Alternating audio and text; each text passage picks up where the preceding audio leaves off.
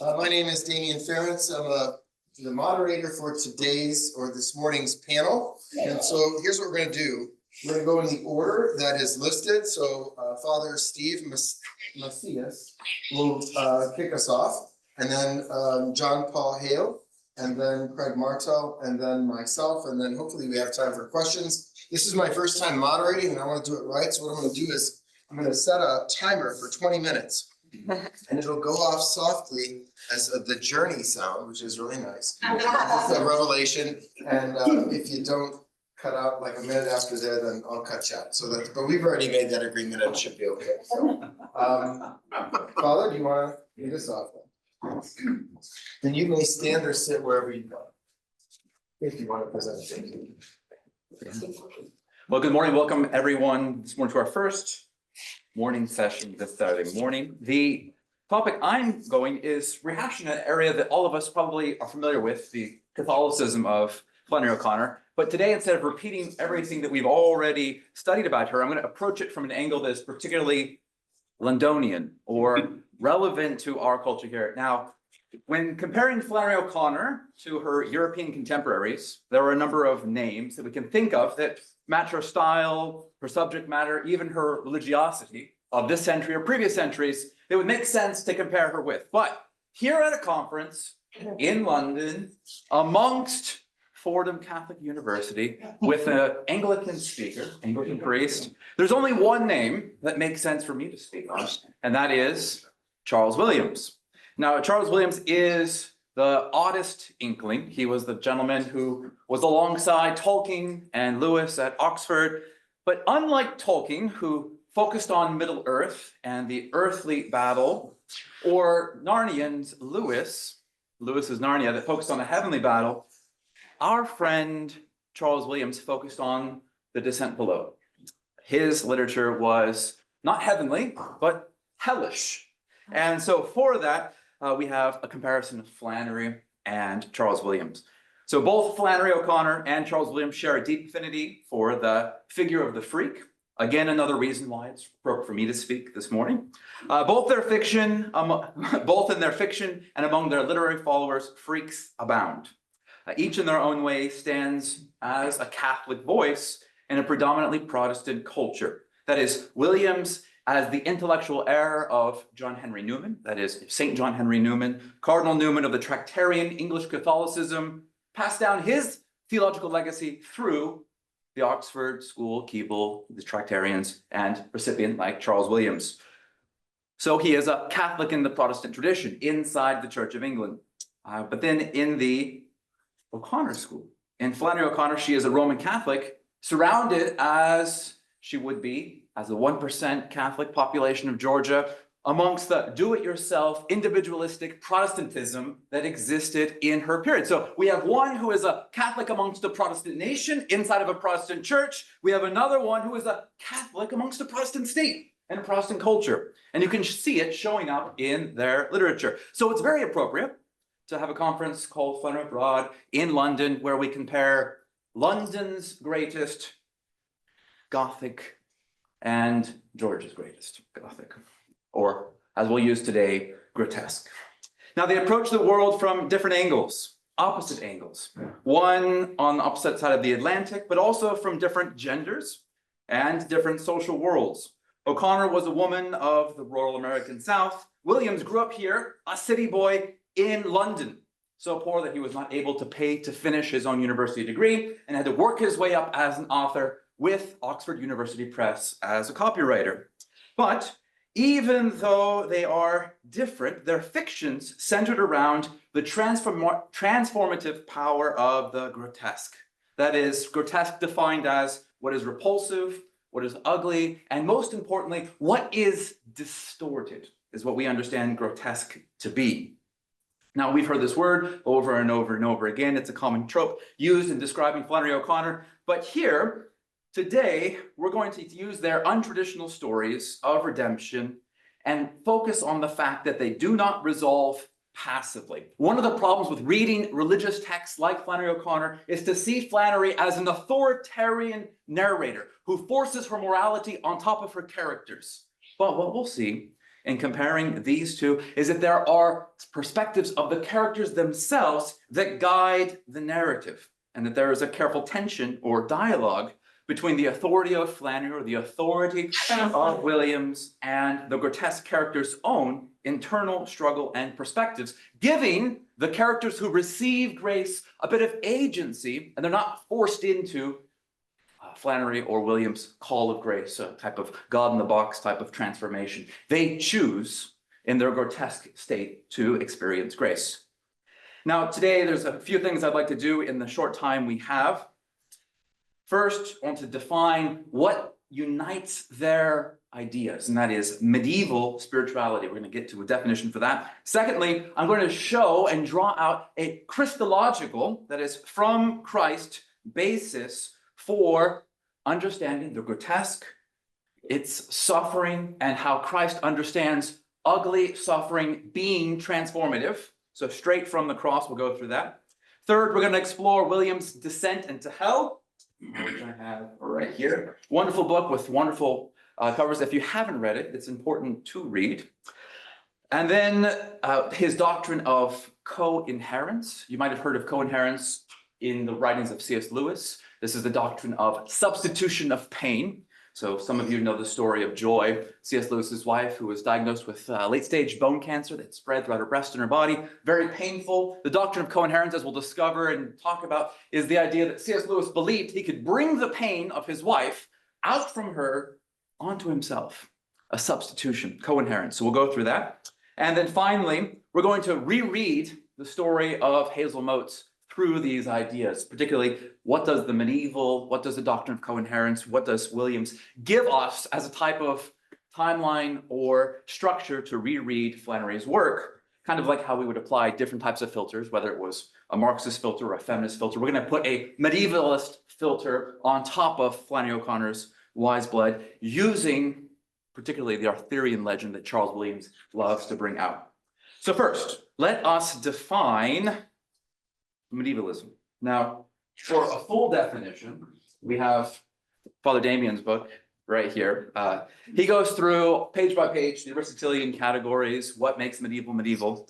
So if you would like to read the Hillbilly Thomist, it is worth understanding, because we don't have enough time to go through the entire 7 centuries of medieval philosophy to explain how we get to the Hillbilly Thomist herself.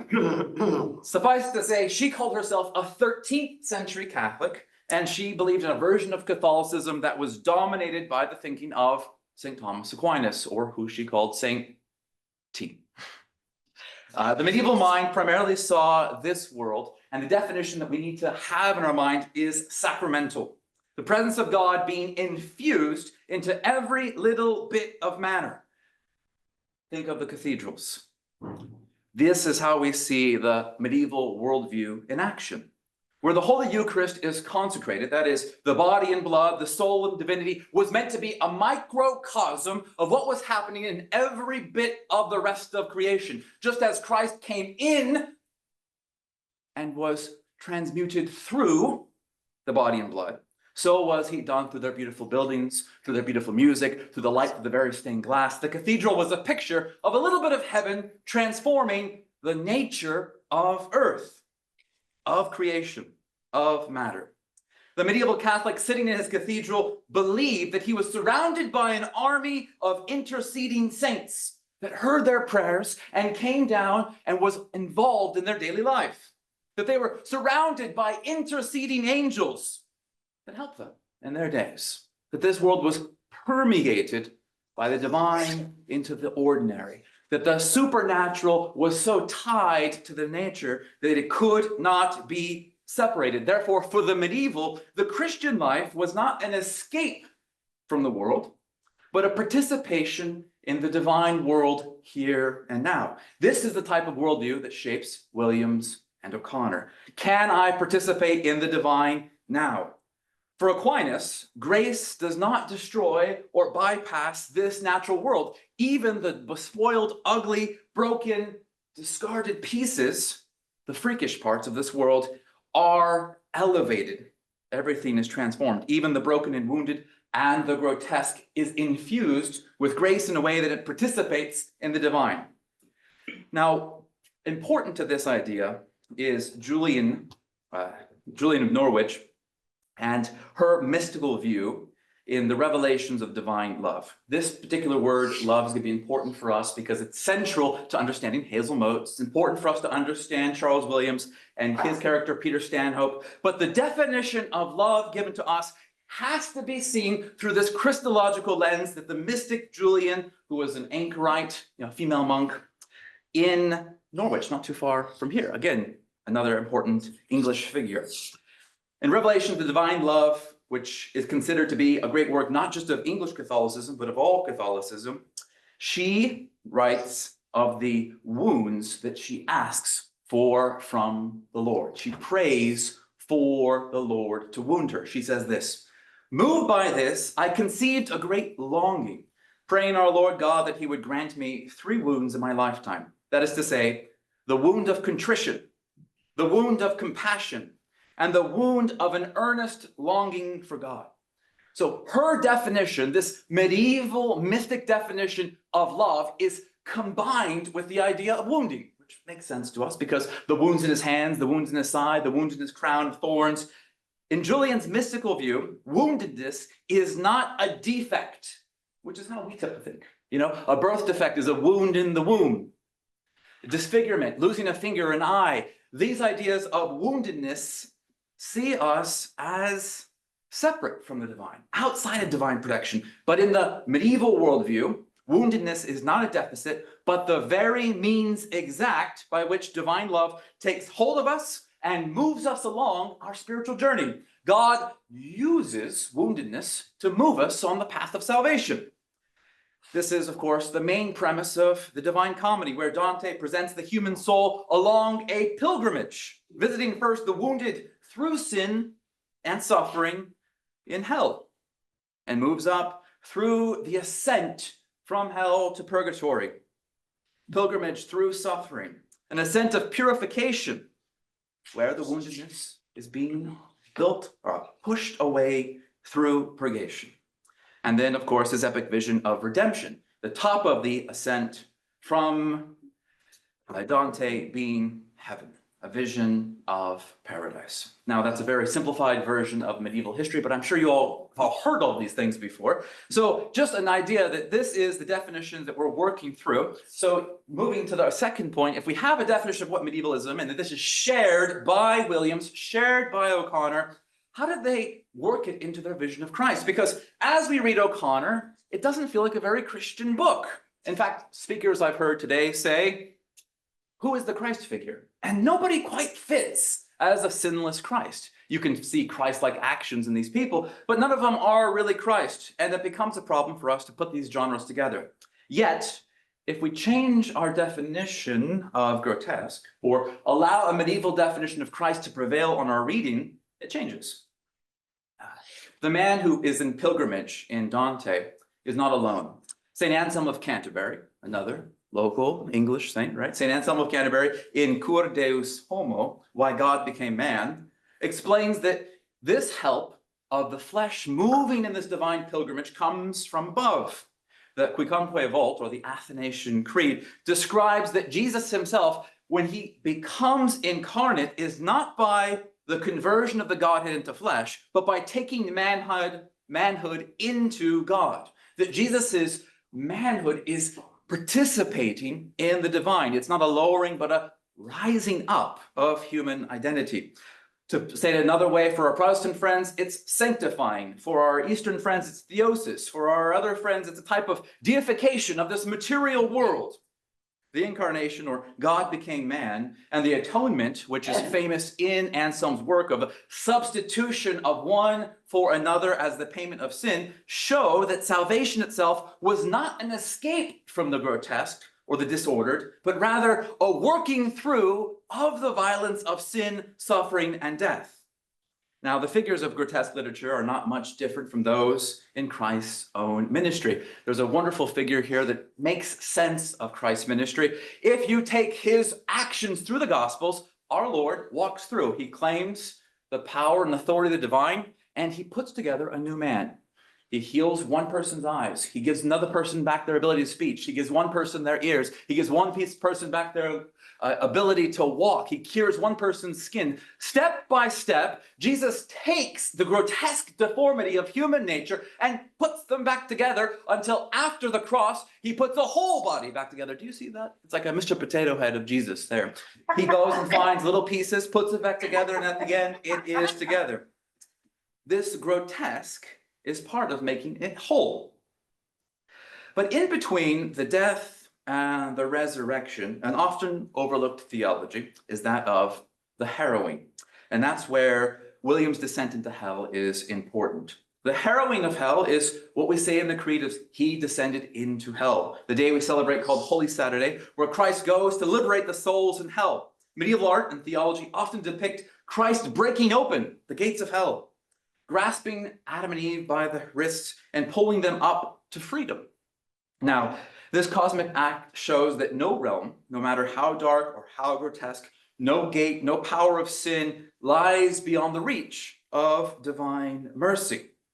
But it also comes with another sign. Christ, as he brings people up from the dead, from hell, from destruction, from suffering, brings with them his own wounds. When Christ appears to St. Thomas, he does not come purified in his flesh, but coming and bringing the grotesque marks in his side and his hands, showing that the suffering and the purification was accomplished through this work.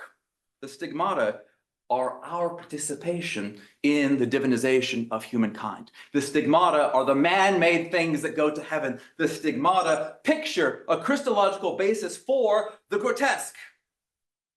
Now, I'm borrowing, of course, here from Marshall Bruce Gentry, who published Religion and the Grotesque, and he shows that in O'Connor's work that grotesque is the path towards redemption. Suffering is the path towards redemption. And this is exactly how the biblical narrative, which we describe through incarnation and harrowing, works.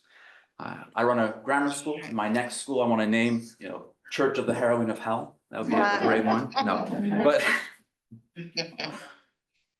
but here, let's move quickly through William's descent into hell.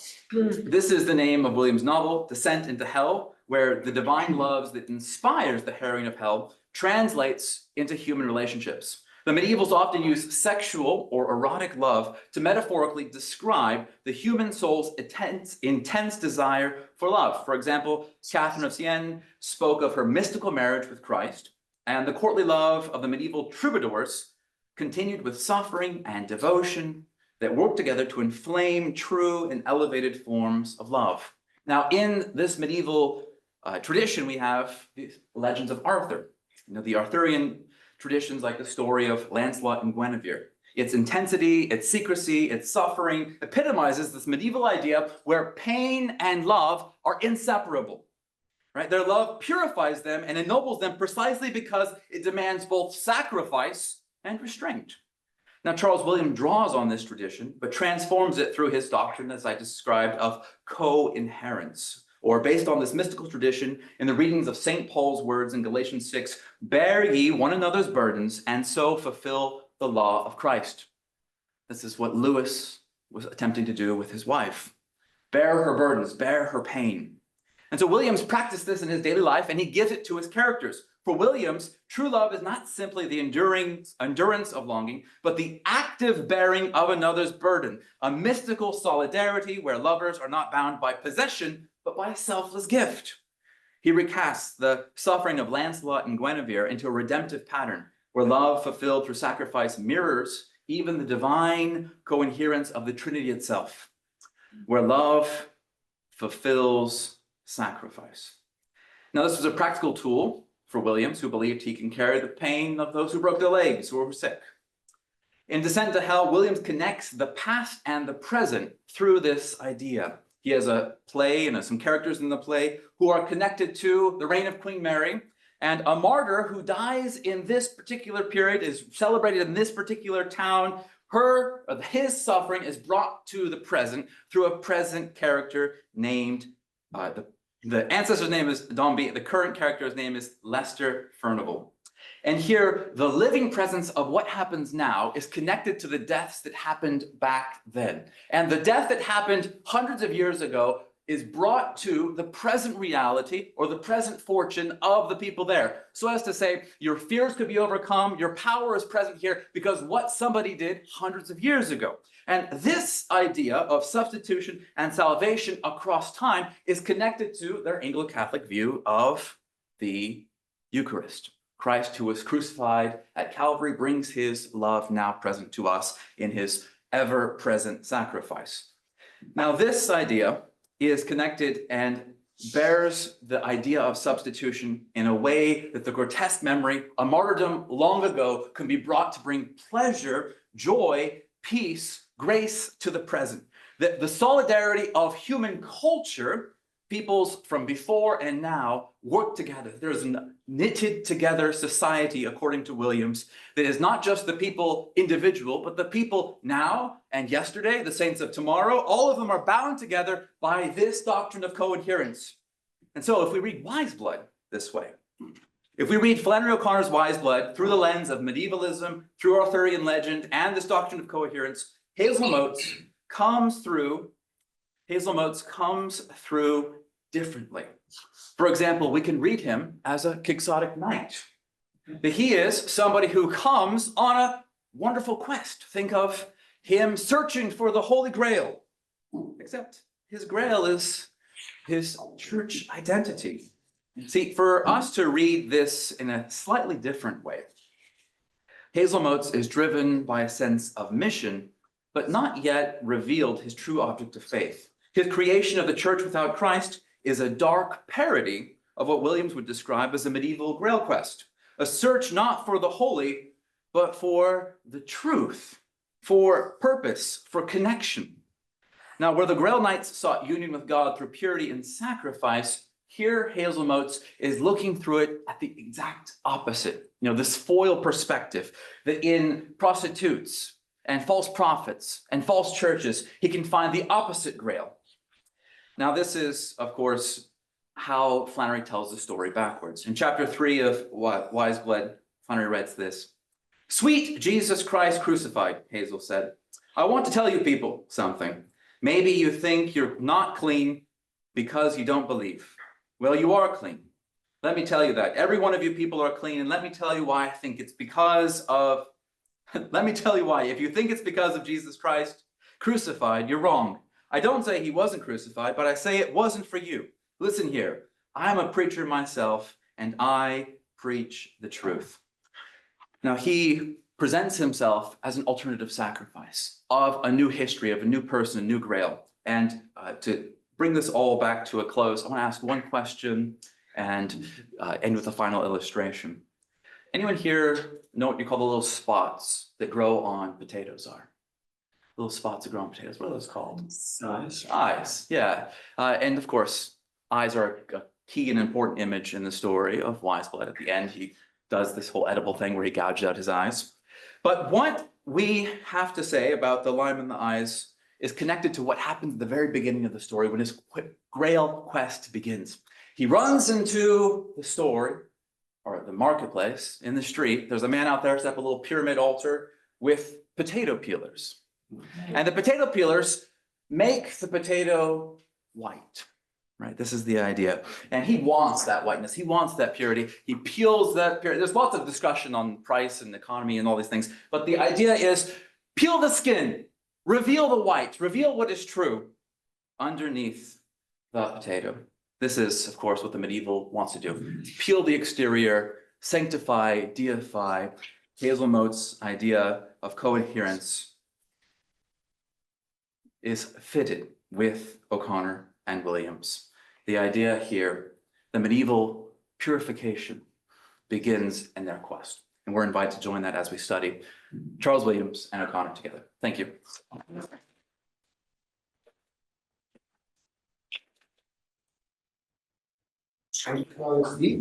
Next, we'll hear from John Paul Hale.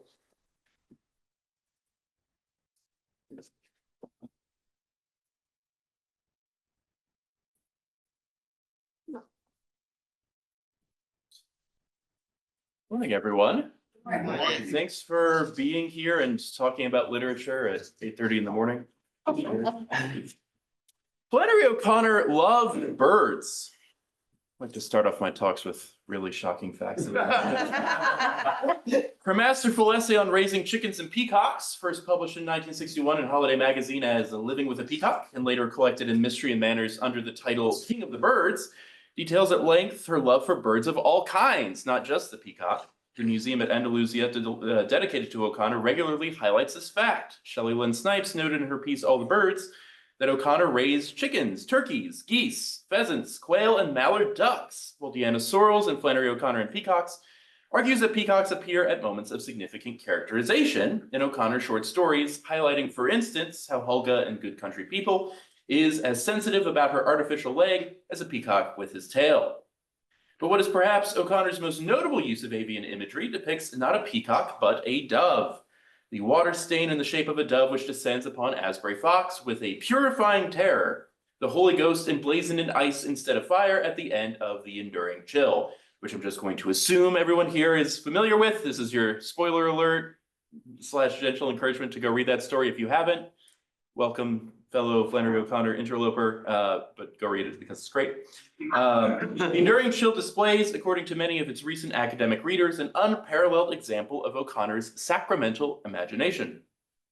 As David Jones and Katerina Jacob argue in their theses on O'Connor, the term sacramental imagination, applied by Ralph Wood to O'Connor's work in his collection Flannery O'Connor and the Christ-Haunted South, provides a key hermeneutic for understanding how O'Connor understood the relationship between nature and grace. Buckle in, Dominicans, we're going to be talking about that. Jones defines the sacramental imagination as a view of reality that sees the material and the spiritual as being intimately intertwined in the warmth and woof of reality, and discerns connections everywhere between God, humankind, and the cosmos. Jacob relies on Dominican theologian Mary Catherine Hilkert's book, Naming Grace, to define the sacramental imagination as a cosmological account that emphasizes the presence of the God who is self-communicating love, the creation of human beings in the image and likeness of God, and the mystery of the incarnation, which Jacob connects with O'Connor's assertion that the primary goal of the artist is to penetrate the concrete world in order to find at its depths the image of its source, the image of ultimate reality. Jacob sees the sacramental imagination as fundamentally Catholic, concluding that the church's literary tradition, epitomized by O'Connor, recognizes that the material world is embedded with spiritual meaning that cannot be separated from its physical nature. This vision of the universe allows O'Connor to depict providence in her distinctive way. God's grace, with which reality is shot through, always lurks in the background, waiting to be disclosed, waiting like the ice-beaked dove stain above Asbury's bed to reveal itself in the lives of sinners, which is to say the lives of all of us, with a force that can tear our lives apart. Must God's grace enter our lives violently, like a book hurled at our faces? No, of course not. But where sin abounds, grace abounds all the more, and the greater the absence of grace, the more extreme it will seem when that grace comes. The most distinctive characteristic of the Holy Ghost figured in Asbury's ceiling is its implacability. Though he seems to descend, he is, in his eternity, remaining the same as he always was. It is Asbury who has been moved. This depiction of providence has been clearly been deeply influential in the Catholic literary tradition. The fact that graduate students are writing these theses, arguing that O'Connor is the example in modern literature of a sacramental imagination, depicting providence in a realistic way, evidences to that. The level of influence that O'Connor exerts leads to a lot of anxiety from contemporary Catholic authors, some of whom attempt to ape to degrees of greater or lesser success and didacticism O'Connor's idea of grace violently breaking into the life of the sinner. But is O'Connor's treatment of the relationship between nature and grace univocal? Is there a way to convey with accuracy the same reality that the material world is embedded with spiritual meaning that cannot be separated from its physical nature, but to develop and expand it further, to depict how, just as with the sacraments, God's grace manifests in each life in an unrepeatable way? I think the answer is yes, and I think that birds are the key, or a key to justifying that answer. Martin Mosbach has never written a magazine article about how much he loves elegant fowl, nor has he, to my knowledge, ever made clothes for chickens. Despite these moral failings, Mosbach, I would argue, provides us with an extraordinary example of how to develop a literature of sacramental imagination in a way that stays true to O'Connor's vision of reality while developing an expanded view of how grace and nature interact with one another. This argument might surprise those of you who've read Trevor Cribben Merrill's exceptional essay, The Situation of the Catholic Novelists, available now on Amazon and the Wise Blood Books website for only $5. And while you're there, why not pick up his great novel, Minor Indignities, which is a real treat for you.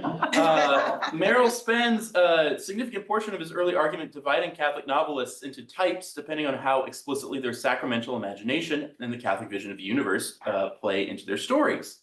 And though he extols Mosbach for being the best novelist who is a Catholic writing today, he critiques Mosbach's novels, especially his 2010 What Was Before. You can see in fabulous print here, we have a beautiful picture of a cockatoo. This is Chekhov's cockatoo, it'll come back. For having an air, a smell of Catholicism, but lacking the explicit commitment to a Catholic worldview that authors like O'Connor clearly have.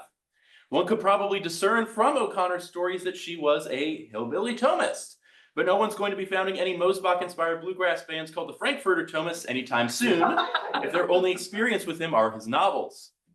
Merrill suggests that though Mosbach might incorporate some aspects of his Catholicism into his novels, he does so only through Easter eggs that a careful reader already on the know will be able to pick up on. And Merrill uses the example in What Was Before of a character who sneaks away into a confessional during a family holiday in Sicily to have a revealing conversation with her lover. Mosbach's ostensible hesitance to write truly Catholic novels might surprise his German audience, who, unlike Americans, actually know who he is. In addition to being one of Germany's leading contemporary writers, Mosbach is a devout and unabashed traditional Catholic, a staunch critic of the liturgical reforms ushered in by the Second Vatican Council, and the author of several Catholic works of nonfiction, including The Heresy of Formlessness, which is an extensive defense of the Roman Rite, and The 21, a careful biography and examination into the lives and legacies of the 21 Coptic martyrs slaughtered by ISIS in 2015. Furthermore, while several of his works of Catholic nonfiction have been translated into English and received international success, only one of his novels, What Was Before, which you can see in this lovely edition, is available in English and received extremely modest attention when it came out, which is to say, like, one review I could find. So why doesn't Mosbach write more openly Catholic novels, works that might have a broader audience among America's growing traditionalist Catholic communities? Well, because I would contend, Mosbach is committed to depicting the sacramental imagination in a way that looks radically different from the ways we have seen it articulated in Catholic literature in the US, and yet still authentically captures the meaning of reality as ordered towards God, and the meaning of the human person as only being truly fulfilled by life with God in heaven, and an imitation of the self-gift of the Trinity here on earth. What Was Before takes its title from the initial request posed by one of the book's narrators. In the frame story, two lovers, intimately involved yet still early enough into their relationship that they're still figuring out the shape of who the other person is, are sharing a playful yet charged conversation. The woman asks the man what life was like before he met her, and he narrates his answer through the form of the novel. But his story ends up being very little about how the pair actually met, and much more so about the complex social relationships he witnessed between two families, the old blue blood Schmidt-Flexes and the patrician but only recently moneyed Hopstons. Though the Schmidt-Flexes are nobility, which everyone pretends doesn't matter, but of course it does, the family clearly lacks some of its previous social standing, due in large part to the fact that the family's scion, Hans Georg Schmidt-Flex, is the world's most annoying man. He is an individual of total and insane propriety, perturbation, and a complete lack of social niceties. He presents everyone he meets with a mystery, the something mysterious about people whom no one likes, whose mere appearance seems to inspire unanimous and unspoken agreement among everyone else to exclude them from the group, if at all possible. But before any Gerardians in the room start to feel bad for him for being an example of the scapegoat mechanism, which of course he is, just know that Hans Georg goes out of his way to ensure he maintains this stigma at all costs. At one of the lavish parties, which the Hopstons host and the Schmidt-Flexes religiously attend, one of the Hopstons casually asks Hans Georg why he looks so serious on this beautiful day, this beautiful pool party, to which he replies at the top of his lungs that he's been suffering from hemorrhoids for some time and is now currently in the process of clenching his sphincter to prevent unpleasant spasms. And even though at first everyone around him thinks he's joking, he then goes on to explain in great gory detail to everyone that he was on doctor's orders to exercise his sphincter regularly, just as he was doing now, to strengthen the muscles in his anus. Hans George's immaculately beautiful wife, Sylvie, is his opposite in every way. She's radiantly joyful, painfully sincere and unsnobbish, and completely unperturbed. This odd couple stands in stark contrast to the Hobstons, Bernward, and Rosemarie. Significantly older than Hans George and Sylvie and close friends with the elder generation of Schmidt-Flexes, Hans George's parents, the Hobstons seem like the perfect couple. The narrator observes them working in an impeccable social tandem at each of their pool parties with awe. In short, this novel is about rich, beautiful, comfortable people who then proceed to tear their own lives apart piece by piece. The instigator of this destruction is a man named Joseph Salem, who launches himself at the two families with all the force of a cue ball in a brake shot. Salem is by turns both a satanic and a satiric figure. And when I say satiric, I mean in the original sense, a Dionysian satyr with a permanent sanguine and an indomitable disposition whose love for drinking is matched only by his desire for sex, which he pursues with great vigor, regardless of the marital status or age difference of the women he sets his eyes on. Salem walks the nearly invisible line between con man and entrepreneur, having gained and lost wealth several times and swindled others out of their investment money even more frequently. Salem attaches himself to Hans George and tries to ingratiate himself into the Schmidt-Flex Hobston circle, but the Hobstons are having none of it. The delicate and perfectly aligned ecosystem of their relationship and their friendships with others runs directly counter to Salem's transparent self-interestedness. Rosemary, in particular, strives to maintain perfect order in her life, which manifests in her acute attention to objets d'art, the centerpiece of which is a recently acquired exotic cockatoo. I told you it'd be important, which Bernward loves dearly. On his first encounter with the bird, the narrator remarks, "The white of its feathers was so immaculate that it looked artificial, and it was precisely for this reason it had been purchased in the first place, to be a living objet d'art," which indeed it was, to a far greater extent than Rosemary could have imagined. The downy feathers round its chest and shoulders looked like an ermine stole, but now as it spread its wings, dove's wings, angel's wings, it revealed magnificently strong pinions. Like O'Connor, Mosbach's story centered around objects that take on greater and greater layers of meaning as the story progresses, and the cockatoo is no exception. Throughout the novel, the narrator compares the bird to some sort of primordial creature transformed into an idol, standing in accusation and judgment over all the transgressions that it witnesses. And boy, does this cockatoo witness a lot. On a business trip with Salem to Cairo, Hans George suffers a partial mental breakdown from his realization that everyone takes an instant dislike to me. And that should really be my trump card.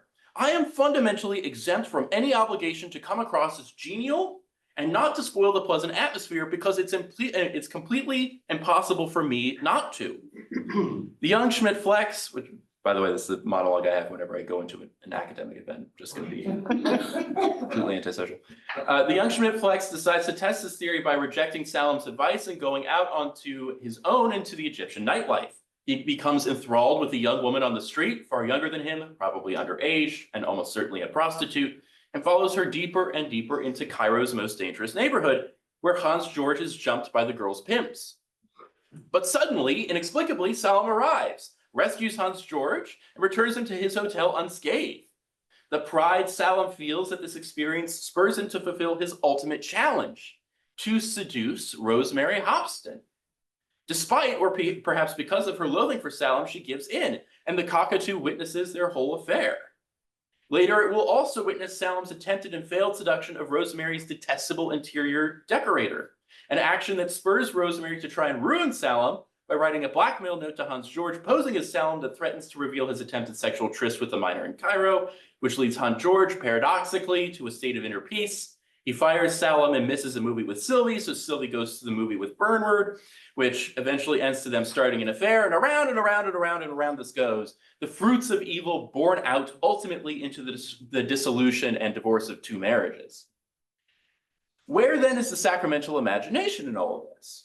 Mosbach approaches the narrative role of nature and grace in a chiastic mirror image of O'Connor, where O'Connor's stories center around some defining moment of grace that opens up a space for the sinner to be able to say yes to God's providence at last. Mosbach's novel depicts grace as being offered time and again to his characters, only for it to be blissfully ignored. For instance, on the date of her first planned tryst with Bernard, Sylvie has a morning appointment to get her new cat dewormed, but the cat refuses to get into the basket and she almost misses the tryst. Bernard likewise receives a sudden call from his daughter asking him to pick her up from the airport. In the hours leading up to their entrance into communion with each other, opines the narrator, each of them was alone and each of them had the right to make their own decision. This was the moment of freedom that each of them had been granted, a moment of freedom that was, and that is in many people's lives, rarely lasts longer and for many never comes at all. And yet moments of grace continue to be offered to the novel's characters, even the most unlikable ones. The most explicit movement of providence is when Salem miraculously saves Hans George from the pimps. Recollecting the event, Salem recalls how he had been in the shower, rinsing off his and others' sweat, when he was seized by the notion that he must immediately seek out Hans George. Good God, he sighed, and now it had become a prayer. Salem held a service in honor of his intuition. At that moment, an observer could have studied how the primeval religious belief in the genius as an external force that spoke to man might have developed. It had nothing to do with vanity. In all of this, there was no trace of self-aggrandizement, no pride. On the contrary, humility, piety even. For an O'Connor protagonist, such a moment of intuition might serve as the catalyst for a potential conversion, but for Salem, it only strengthens his faith in the idol of himself. So many of the novel's characters misinterpret moments of potential grace as opportunities to increase their faith in the material things they worship, oneself, a cat, a bird. But Mosbach reveals the ultimate fate of all idols in the final moments the reader spends with a cockatoo. Separated from Bernard, undesired by Rosemarie in the divorce, its cage is thrown under a blanket by the interior designer. The narrator promises us that in those days of perpetual night, its whiteness was turned entirely inward, and it did not radiate 1 millimeter beyond itself. But the sacramental imagination's presence in the novel runs much deeper than its striking inversion of O'Connor in the rejection of grace by the novel's characters. The book's narrator takes particular time, in chapters entirely irrelevant to the plot of the story, to highlight how, despite their foibles, human beings cannot help but be beautiful. One early chapter is devoted entirely to the narrator's observations at a Hobston pool party of a group of guests contorting themselves into beautiful and intense positions unimagined by Renaissance sculptors so they can better talk or text on their phones. Behind all of this, however, is Mosbach's deep commitment to the idea that man is meant for beauty and that nature in its beauty points to something beyond itself. At the very beginning of the book, which makes it worth the cover charge of buying it just on its own, the narrator reflects on the time he spent in his Frankfurt apartment listening to the song of a nightingale, which had nested in a tree outside of his window. There it sang, like a solitary choir boy beneath the dome of St. Peter's, transforming, for lack of a body sufficiently weighty to carry the sound, the entire tree into its resonance chamber. This was no siren song. The nightingale had no need of anyone else. There was neither art nor a desperate need for attention in its song. It sang the same way a star shines in the cosmic empty sky. Never again would I forget what a nightingale truly was. Not a spice, not a perfume, but a force of nature, the mere mention of which was enough to throw any poem out of balance. The unsteady, lyrical boat would surely capsize the moment the bodiless nightingale came aboard. The true, insuperable masterpiece that is a living creature, one with its art, and that pulsating and proud puts any other artwork to shame. The glory of the nightingale contrasts the feeble, myopic, idolatrous vision of the novel's main characters. Despite their talents, they cannot sing like the nightingale sings, because it is only the lover, instilled with the love for his creator, who can sing with the love that nature holds for its God. Thank you very much.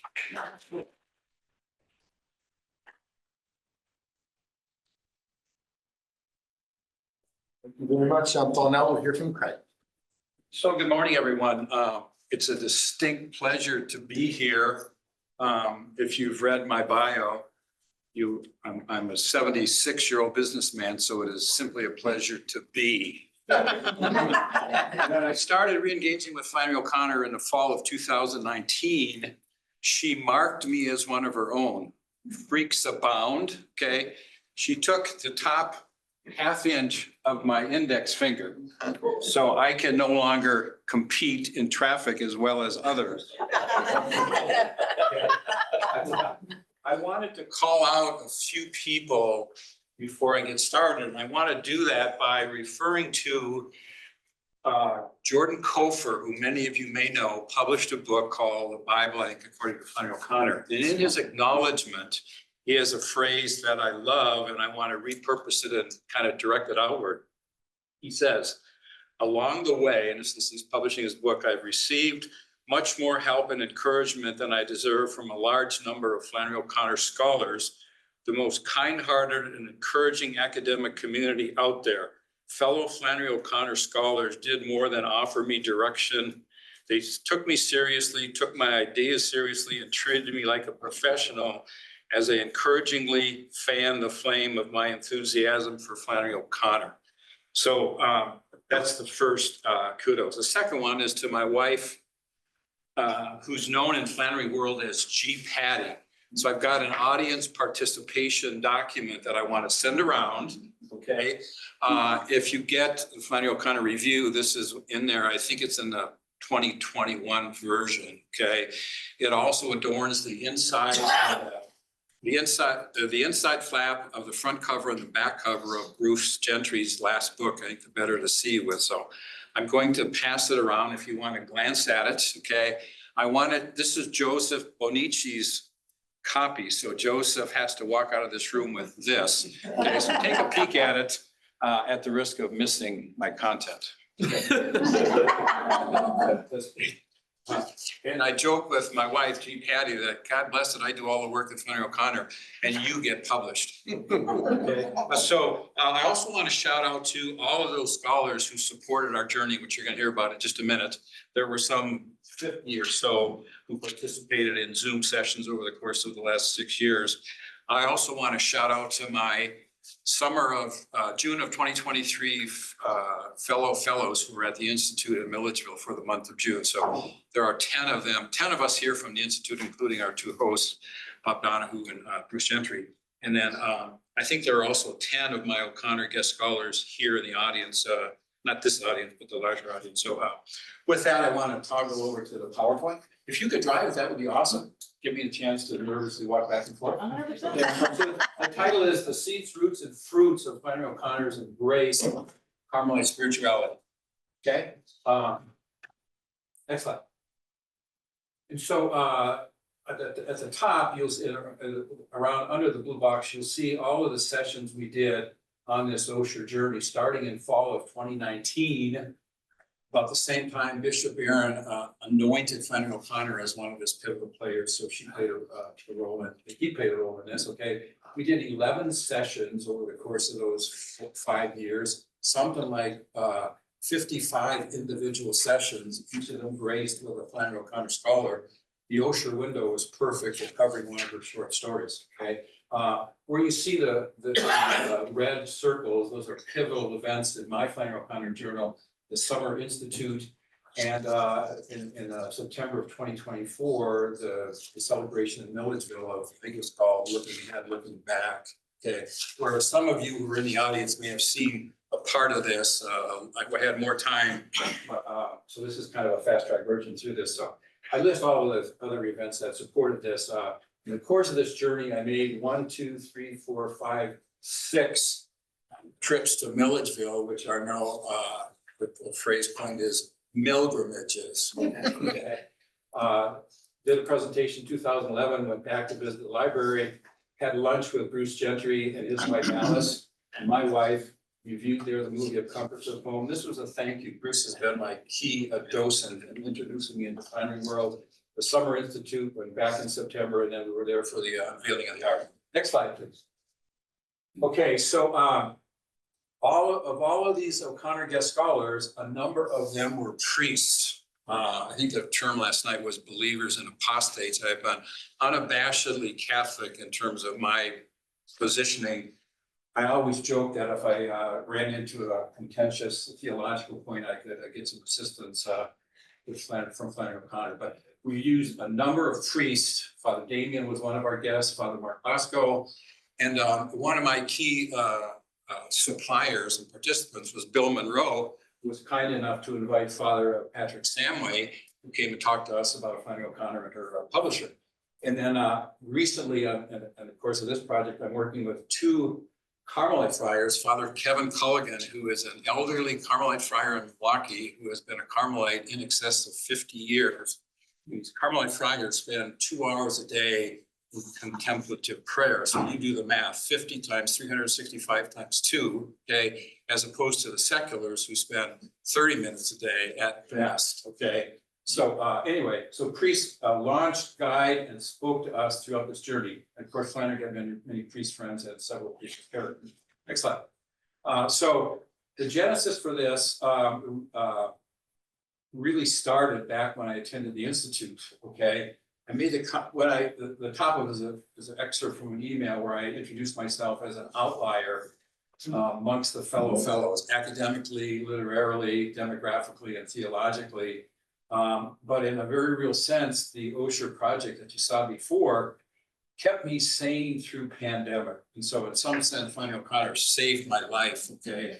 And as I embarked upon this, okay, starting in September 24, I thought, okay, can O'Connor now help to save my soul? I'm incredibly fractured in terms of everything I got going on, so I used the acronym FOCUS. Flannery O'Connor for Craig's ultimate satisfaction. Next slide.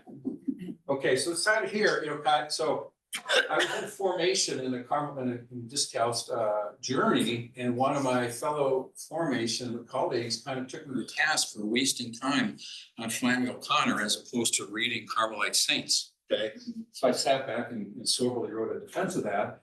I went to visit the library to look at from Flannery O'Connor's library what she read and what she commented and underlined and stuff. Then I encountered Hank Edmondson's book, Return to Good and Evil, where he talks extensively about wise blood and John of the Cross. There's a timing mystery to me, and Hank and I have talked about this and to explore it more. But after the Summer Institute, I then discovered George Pigford, who was in an earlier institute and wrote a blog post about Flannery O'Connor and Therese of Lisieux. I'm not going to talk a lot about Therese, but there's some content out there that you may want to visit, okay, and I can get it to you, okay. I invited both Hank and Father George to be one of our scholars. Next slide. Okay, so this is just a prayer card I created when I did my definitive promise. The Carmelites are process oriented. You go through aspiracy, and you go through novitiate. You make a preliminary promise. You're given a couple more years of study and support. You make a definitive promise. So this was prepared on the date of my definitive promise, 10/16/2021. I love this card with a view of Christ from his father's viewpoint. And on my prayer card, I had used Flannery O'Connor's first prayer in the prayer journal, because I maintain that as very Carmelite perspective. Okay, and so go ahead, flip forward. Okay, so when in preparing for September '94, I just had this notion, and things come to me early in the morning from lowercase Saint Flannery. Okay, I thought about the seeds of her Carmelite embrace start really with her prayer journal, her very first prayer. Okay, they're contained in some of the letters in Habit of Being, those of Carolyn Gordon, and the letters with the Cheneys. Also in Good Things Out of Nazareth, written by Ben Alexander, Anna and her essays, Mystery Manor. So the roots are there. In interfiction, particularly Wise Blood and Greenleaf, as I discovered from Hank and George Pickford, they're a little more detectable. Okay, and so Flannery made a comment early on in one of her prayers, "Make me a mystic immediately," but she didn't say what specific kind or brand mystic she wanted to be. Not that I know there are many brands. So anyway, so Carmelite spirituality may be one of those paths she pursued. Next slide, please, Jeff.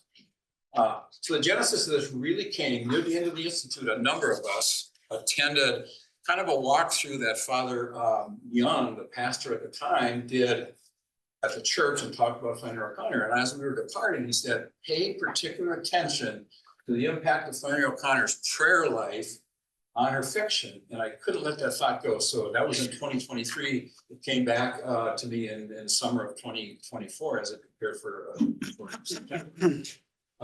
Two questions came to me. Was her prayer life and her fiction impacted by her reading of the Carmelite saints, and if so, how? And how did her prayer life show up in her stories?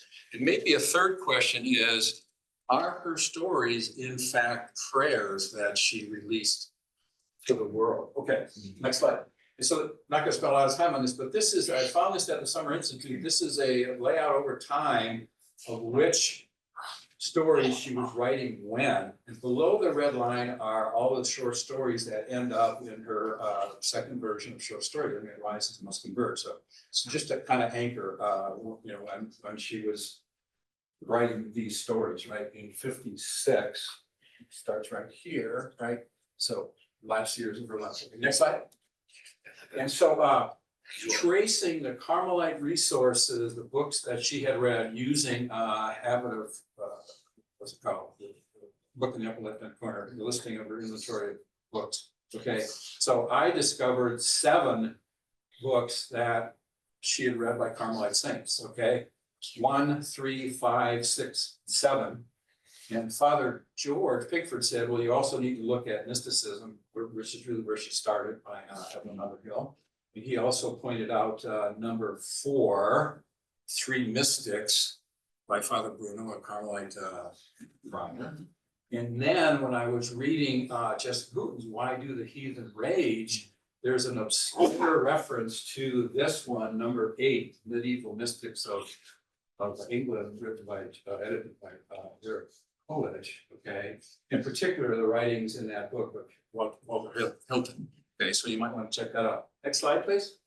Okay, so then taking an excerpt of that timeline and looking at those texts, those stories that she wrote along the left side where the red X's are, using my kind of crowdsourcing approach, which I used in my series of Flannery O'Connor Osher classes. I went back to many of the key scholars and asked them, I got started late in Flannery, 76, I started in the 70s. So a lot of these people have been writing about Flannery for a very long time. So A View of the Woods, The Enduring Chill, Everything Rises Must Converge, The Partridge Festival, Revelation, Parker's back. I've got slides on. Next slide. So what is prayer for Flannery? Of course, it's an antagogical act. St. John agrees. I submit that prayer is one of those activities, one of those processes done at that peculiar crossroads where time and place and eternity is found by someone who believes that they need God's help. Next slide.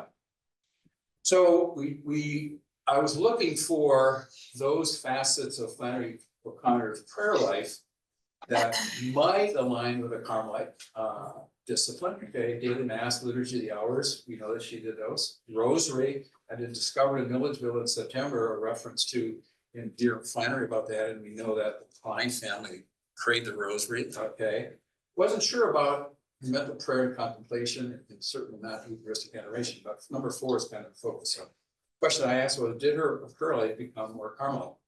We speculate that she did. So I drew this picture, and so I call this the anagogical slope of Flannery O'Connor's life. And given my age, I'm probably higher on this curve than many of you are in this room. And so she started the home life she's taught today, Baltimore Catechism, Catholic schools, higher mathematics, prayer journal, and then her life, including her life in Andalusia. I'm just intrigued with, as she approached her death, subject of discussion here, how her prayer life may have intensified. Next slide. And so a couple slides here from Father Kevin Culligan on Carmelite spirituality. He says this is recorded if you want to listen to it its entirety. I have Zoom recording this. After my very last class, we did this add-on session with Kevin joined. So he said it's the effort of the call or the response to the call to surrender oneself. And he links it right back to the words of Christ in the gospel. You shall love the Lord your God, your neighbor with all your heart, mind, strength, being, and neighbor as yourself. So it's all about love. I heard someone, I think it's our first speaker talk about love. Okay, come back to that. So allegiance to Christ means that the only real agenda we have is being faithful, again, totally surrendering without conditions and allowing his will to be done in our life to be done according to his will. And Father says, you see this in the Carmelite saints again and again and again. Next slide. He talks about John of the cross. You shall love the Lord with all your mind, all your heart, with all your being, with all your strength. Teresa of Avila, he points to her life. He quotes, she says, when I was with God, I desired to be in the world. When I was in the world, I desired to be with God. And then she fell on her knees and begged, been a nun for 20 years, struggling with that. She begged God to just let me turn it all over to you, not giving up until you give me the grace I want, and that is the grace you totally. Next slide, Jenna. And Father goes on to talk about, people get contemplation wrong. I know I do. Okay. They think of contemplation as something apart from life. It's something that involves special experiences, the perpetual high. Okay. But it's basically our being open to God's communication and his love to us. It can come in any way, ordinary circumstances. Okay. It purifies, unites us. It's God work within us, and it takes place in the most ordinary. He talks about Mary and Martha. It's both contemplation and action. And you want to get to the point where there's no difference between what God wants and what I'm. Okay, next slide. Prayer journal, some seeds here from Flannery. You can look at the prayer journal. She talks about, dear God, help me keep my Taurus. I consider faith, hope, and charity, but not faith. Hope, started on this new phase. I trust. And this plays well in Wisconsin, the cheese state. Oh Lord, I'm saying at present, I am a cheese. Make me a mystic, but not right away. Or make me a mystic immediately. To get to specify. Next slide. And then these are just quotes from all of her prayers. Okay. Bishop Eyre says all prayers at the end of the day are petitions. So these are a tight list of her petitions in the prayer journal. You can find those at your pleasure. But as you look at this, think about those prayers in the temple of the Holy Ghost. I think it's when the young girl goes back with the two sisters to the church, and she's praying, Lord, help me, help me, help me. Father George says, Flannery O'Connor's cousin Louise, that help me. This list of help me prayers was sort of go-to prayer. Next slide. So some of the seeds.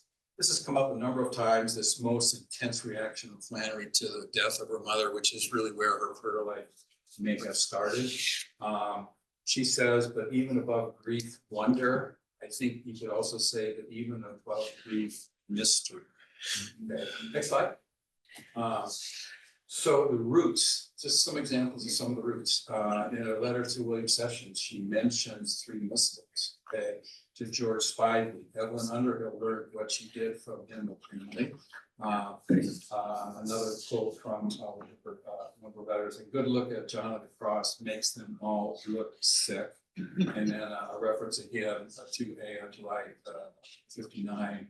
I don't know about an artful mystic, but you might try John Jody, certainly John of the Cross. Next slide. One of the things I forgot to mention, if you go back to that slide where I list all the Carmelite books, okay, the sum total of pages of those is something like 2,000 pages. Okay, that does not include mysticism by Evelyn Underhill, which is 500 pages. So she did a lot of reading of spirituality, mysticism during that period of time, in excess of 2,000 pages. She really started with Underhill's mysticism. Next slide. So again, Father Helen Colligan talking about the fruits, how it shows up in the fiction. And he goes back to John of the Cross, who's describing, I'm having a hard time living with myself, cold to other people, I'm indifferent to the things of God, I've disordered appetites and 7 capital sins. And he uses as an example of that the grandfather in The View in the Woods, who was cold, completely cold to those around him, including the desires of his granddaughter, his favorite granddaughter and lookalike. And then those two wills come to clash in the ultimate scene where they both perish. Next slide. Father George Pickford, again, he talks about the enduring chill.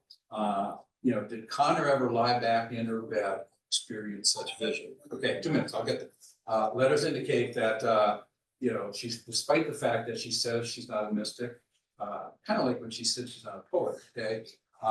But did her visions, fuel her reading and imagination, or such passages, fictional versions of Flannery's own mystical experiences? And then Revelation, which Mary Gordon finished her session so beautifully well. Did O'Connor herself sit on the porch of Andalusia, watching the sunset, hearing the crickets, souls, having a mystical vision? Only clear evidence that I found is in the stories themselves. Might they be evidence in indeed a parabolic form of prayer? Next slide. Then David King is really the scholar who got me started thinking seriously about Flannery O'Connor. He presented at a conference in 2011 here in Milledgeville, but he uses Parker's back. God Give Me a Story, starting with her prayer journal. And he references the redneck writer Harry Cruz, who I'm not familiar with, but someone asked Cruz if he prayed, and he said, "I pray God give me 500 good words today." It sounds a lot like Flannery O'Connor. She wanted to be read, understood, and accepted, and so does O.E. Parker. So if you're writing about O'Connor in prayer, link her own religious practices to O.E.'s primitive and grasping ones. Next slide. And then Rosemary McGee. I don't think Rosemary's in the room, but she was one of our guest speakers, and I reached out to her, and she said the only unstated prayers I can think of during it rises must converge is Julian thinking, "Please, dear God, don't let her say this, do this, act this way. And at the end, dear God, forgive me and preserve her blessed soul." Next slide. And so if you look at Flannery O'Connor through a Carmelite lens, we know that she prayed, we know she believed in God, and right beyond this one, all of us Flannery field are drawn to love her, each in his own way. And so the Carmelite saints talk about this. You know, but on the cross says that evening of love, at the evening of life, you'll be judged on love. Okay. St. Teresa of Avila, you don't have to think much, you have to love much. And we know Flannery did both. St. Teresa Benedicta, I want to point to the follow-on session that my Institute fellow Ann Ritter's going to talk about, Edith Stein, some more there. St. Teresa of Lisieux, prayers of surge of the heart, a simple look forward to heaven. We know Flannery looked, prayed, and then wrote. So I want to go back to the next slide. So these are just some examples of the collateral that I can share with you. Okay, last slide then. Question to leave you with. So 2 final questions. Okay, how was Flannery judged on love in the twilight of her life? And do you simply love Connor and others more as a result of Flannery and Rob? That's it.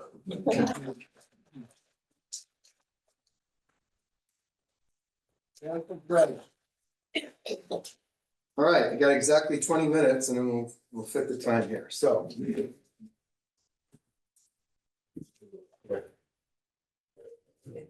In Flannery O'Connor's most famous short story, A Good Man is Hard to Find, the grandmother and the misfit are engaged in a serious theological discussion, while at the same time, the grandmother's family are being murdered by Bobby Lee and Hiram in the nearby woods. Finding herself in a most unexpected and uncomfortable situation, the grandmother, barely able to find her voice and wanting to tell the misfit that he must pray, instead found herself saying, "Jesus, Jesus." And the narrator tells us that the way she was saying it sounded as if she might be cursing. The misfit responds as if he agreed, saying, "Jesus, thrown everything off balance." And he is right, as the grandmother will soon see. That is what Jesus came to do, to throw everything off balance, to disorient, to make us uncomfortable, not for the sake of destroying us, but for the sake of saving us. We human beings are creatures of comfort, and we readily gravitate toward activities and experiences that soothe and console us, rather than ones which disrupt and injure us. However, just as human muscles grow and strengthen by being pushed to their limits, so too does the human person grow in virtue by navigating obstacles, sufferings, and trials that allow the heart, mind, and soul to expand.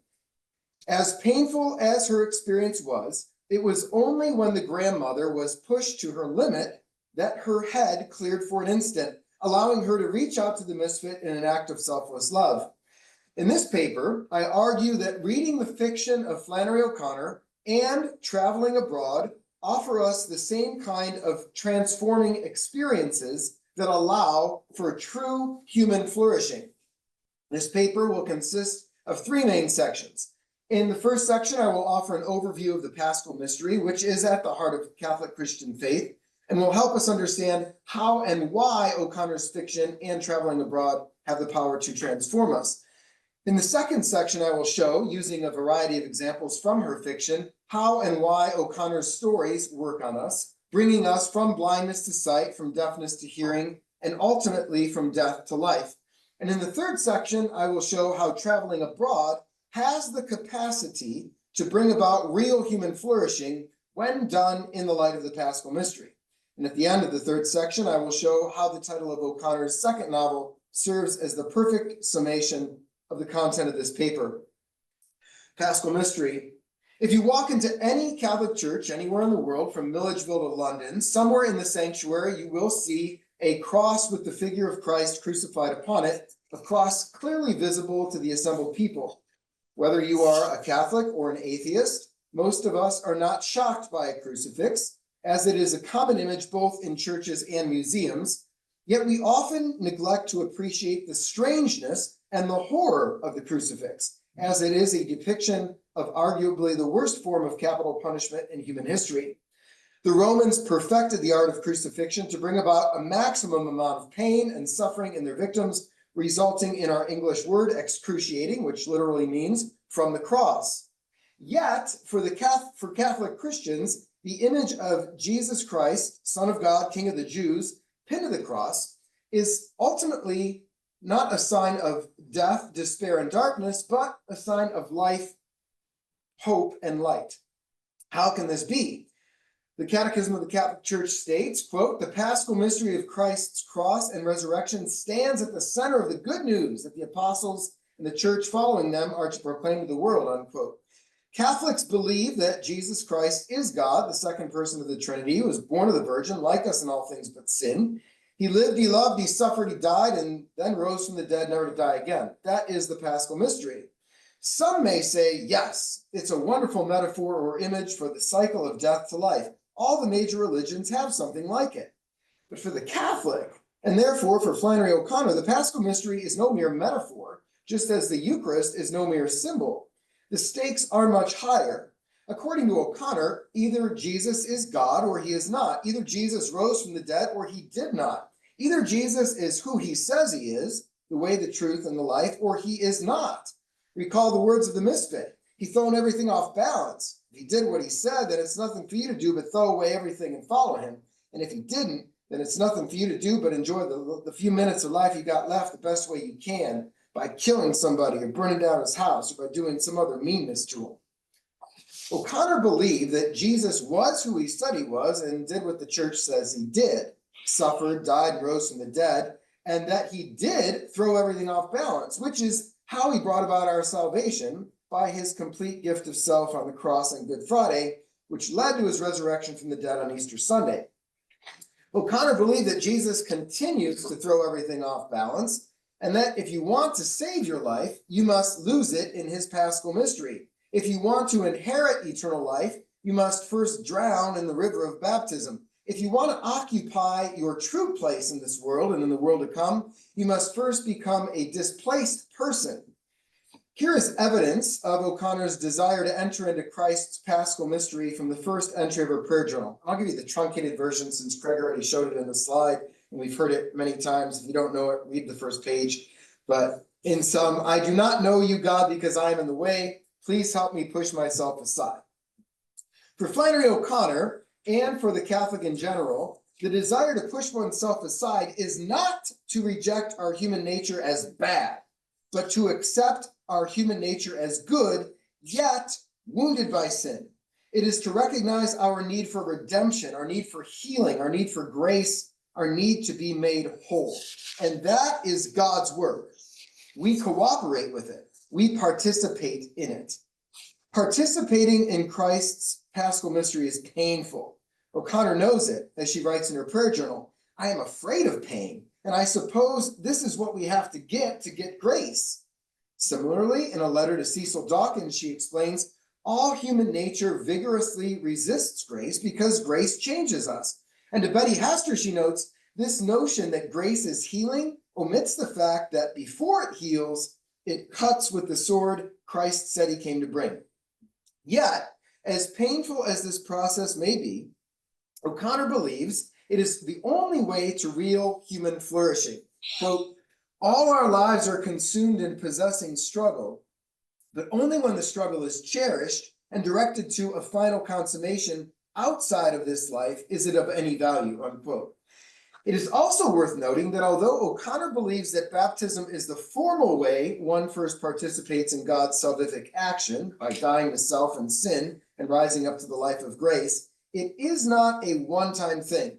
She explains, I don't think of conversion as being once and for all, and that's that. I think once the process has begun and continues, that you are continually turning inward toward God and away from your own egocentricity, and that you have to see this selfish side of yourself in order to turn away from it.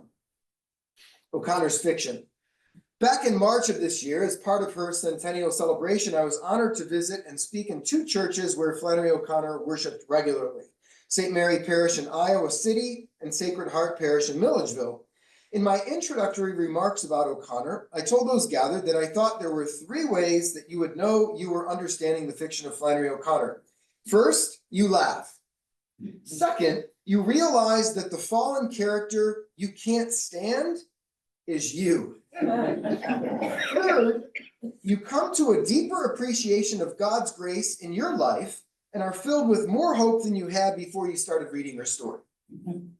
I stand by these ways as evidence that a reader is understanding O'Connor's fiction, and I want to spend some time considering Wise Blood, A Good Man is Hard to Find, Parker's Back in Revelation, emphasizing points 2 and 3 specifically. I trust that most of you do laugh when you read O'Connor's fiction. In Wise Blood, we encounter Hazel Motes, who, coming home from war, visits a prostitute, starts his own church, the Church Without Price, and prizes his Essex, a new used car, which is an absolute jalopy, which becomes his pulpit and the embodiment of his anti-gospel mission. But when Hayes gets pulled over by a police officer and can't provide a driver's license, the patrolman pushes his Essex over the embankment and completely destroys it. Hayes had thought that the Essex was his salvation and that because of it, he did not need to be justified. The high rat-colored car symbolizes his freedom, his mission, his philosophy, his theology, and his life. But the patrolman's violent act of pushing the car over the cliff and down the embankment leaves him with nothing. Ironically, the anti-gospel that he has been preaching all along has now been delivered to him. His life is thrown off balance. After this incident, Hayes makes his way home and blinds himself with quicklime, and living his new life of penance and fasting, embodies the evangelical counsels and finds his salvation. The shock and discomfort that the reader feels when reading about Hayes's actions, specifically after his car is destroyed and when he embraces the life of penance, is intentional. It is O'Connor's way of inviting her reader to consider his or her own life and the kind of radical action needed to find one's true home. It is an invitation into the Paschal mystery, whether one realizes it or not, whether one accepts it or not. We have already reflected on A Good Man is Hard to Find, but for a moment, let's turn more directly to the character of the grandmother. She is annoying, self-absorbed, a little racist, and she lies. And guess what? She is you. She is me. And that is painful to hear and painful to admit, but it is true. We are supposed to see ourselves in her. The grandmother is a sinner in need of redemption, yet she thinks she's a good Christian woman. It is only when she is pushed to the brink, as her family is being murdered one by one, that she is finally open to the grace that throws her life off balance. And she accepts it. In that moment of clarity, the grandmother turns away from her own egocentricity, reaches out in self-donating love to the misfit, recognizing the mystery and dignity of his humanity.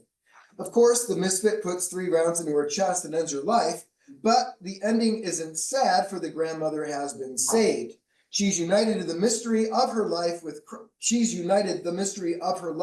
with Christ's paschal mystery, her legs crossed under her like a child, and her face smiling up at a cloudless sky. In Parker's back, we encounter O.E. Parker, a man with tattoos all over his body, sans his back, who one day is literally shaken out of his shoes as he's driving a tractor, ignoring the instructions to remove the rocks from the field before baling the hay. Parker crashes into a tree, which bursts into flames. His shoes fly off like Moses in front of the burning bush, and he knew right then and there that there had been a great change in his life, a leap forward into a worse unknown, and that there was nothing he could do about it. Parker is thrown off balance, off the tractor, and into the Paschal mystery, which leads him into getting an image of Christ, the Pantocrator, tattooed on his back, configuring himself to Christ, and by the end of the story, sharing deeply in Christ's suffering, the real hope to eventually share in his glory. Finally, in Revelation, we meet Ruby Turpin, a character reminiscent of the grandmother. She is annoying, self-absorbed, more than a little racist, and she too thinks she's a good Christian woman. Again, she's you, she's me. And thanks to Mary Grace, a fat girl of 18 or 19 with blue acne who throws her human development book at Mrs. Turpin, an invitation into Christ's Paschal mystery is offered. Mrs. Turpin's life is thrown off balance as she slowly receives the offer of God's grace, the mystery of God's love, the mystery of herself, and the mystery of other people are revealed to her in such a profound and surprising manner that she will never be the same. This is how O'Connor's fiction works. Just as the crucifix is an image of violence, O'Connor admits, I have found that violence is strangely capable of returning my characters to reality and preparing them to accept their moment of grace. Their heads are so hard that almost nothing else will do the work. In the same way that O'Connor's characters are thrown off balance in her fiction, I argue that if we are reading O'Connor properly, we, her readers, should be thrown off balance too, for the sake of our eventual flourishing. O'Connor's travel. When traveling abroad, no matter how much one prepares, one quickly learns that no plan or itinerary is foolproof. Perhaps some of us experience this reality on our journey here to London for this very conference. Flights can be delayed or canceled. Language can be a barrier. A taxi driver can take advantage of you. A reservation can be lost. Lines can be long and annoying, and jet lag can bring about the worst in us. In her recent book, Flannery O'Connor's Manhattan, Catherine Kreutzer-Laborde reminds us, quote, travel is educational, down to the physical act itself, unquote. She explains, not only is there the physical discomfort of travel, but also the unease a person, particularly an unseasoned traveler, might feel when in the presence of those unlike herself. In traveling, one encounters countless opportunities to have one's life thrown off balance, to enter into the Paschal mystery. Traveling abroad for Flannery O'Connor was limited to a trip to Europe in 1958 that she made as part of a pilgrimage sponsored by the Diocese of Savannah with her mother Regina. Although she did bathe in the waters at Lourdes and prayed for her writing, not her physical healing, and although she did have an audience with the Holy Father in Rome, Laborde notes, travel was getting harder for O'Connor, for her health was getting worse, and the difficulties of getting around on crutches were a major consideration. Regarding that pilgrimage, O'Connor reported, the plane ride back about finished me, and a few days later she wrote, now for the rest of my life I can forget about going to Europe, having went. Although O'Connor's travel abroad was limited, her extended time in Iowa was most formidable and should be considered when reflecting on O'Connor's time away from Georgia. In her introduction to Dear Regina, Monica Carroll Miller writes, Iowa was a revelation for many reasons. She was away from home, away from her own climate, region, family, and habits. It was certainly a time when O'Connor was thrown off balance, but the violence did not bring about her demise, but her growth and maturity, both as a writer and as a human being. Travel, like reading O'Connor's fiction, with its uncanny ability to throw our lives off balance, offers us, her faithful readers, the opportunity to be transformed by the Paschal mystery and flourish as men and women, if we do it right. May the violent bear it away. Thank you. Wow.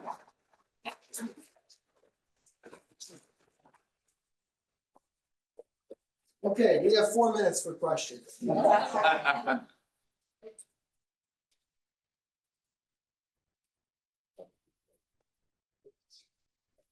Yeah, very quick question for Craig. Which translation of St. John of the Cross did Flannery O'Connor read? Is it the Roy Campbell? Was a South African Catholic? I am not sure I can find out. I'm sure I've got that data somewhere. I just can't recall it. I'll find out. Yes. I had a question for Father Steve, and specifically, so when you're speaking about the doctrine of incoherence and how the sacrifice of the past can help like a present sufferer, is that right?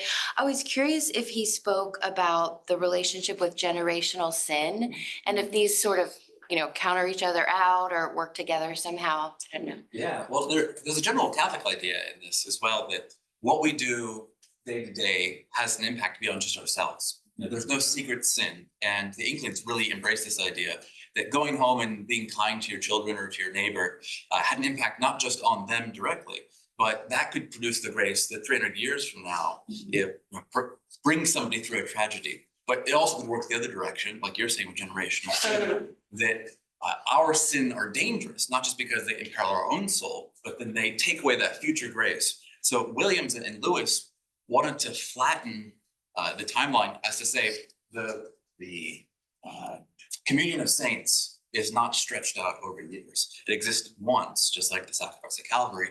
And so the unity of us with our past and our future is part of that. And the other way, Lewis didn't call it the doctrine of coherence, he called it the doctrine of substitution. So Williams, of course, like to use his fancy words, but we would understand the substitute. My kindness now is passed down to the future. It's stored up grace for some other future saint, which I think we all kind of believe in the monastic orders, that they're doing that for us, right? Their prayers, their good service as devoted bring something to the secular world that we didn't have if they weren't in there, like our influence friends. Thank you. One more minute, one more question. Yes, Carol. Steve, do you introduce Flannery into your grammar school and how do you do it? Well, I had some sixth graders who were frustrated with how easy our literature textbook was. So I said, we want to read something fun, let's read Parker's Back. So I had a bunch of 11-year-olds who were reading it out loud together as a class. And as they got to a few profanity, bits, some strange things that are written there, they look up at me, am I allowed to read this? And then saying it confidently and proudly, and then feeling as though they're now adults, they've been properly brought into the adult canon of literature. I don't think I would, in my grammar school, bring much of her other fiction. And Progress Back is probably not something I would tell the parents. This is what we're doing today. The book, that's the yellow one, Flannery's Birds, Strange Birds of Flannery. That would be perfect. Yes, is one. Although it's hard to read it without breaking the series yourself. True. Thank you. All right, everybody, it's 10 o'clock. I'm gonna be a good moderator and say it's time for break, but let's thank our panel.